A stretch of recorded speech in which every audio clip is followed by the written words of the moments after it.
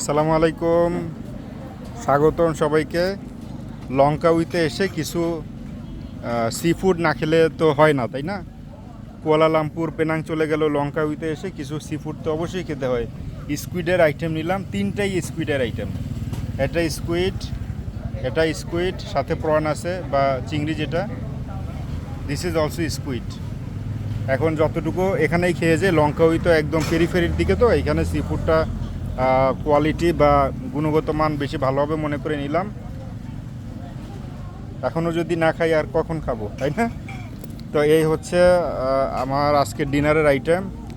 This is road side arrangement, but এইখানে অনেক gathering থাকে, অনেক অনেক বলতে অনেক। সন্ধ্যার পরপর শুরু হয়।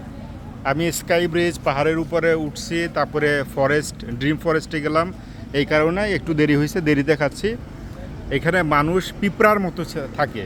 গতকালকে খেয়েছিলাম, পিঁপড়ার মতো মানুষ ছিল। এখন অলমোস্ট সবার খাওয়া দাওয়া শেষ। তো যাই হোক, বেশ ঠান্ডা বাতাস আসতেছে, ভালোই লাগতেছে। বাতাস ঠান্ডা এখন।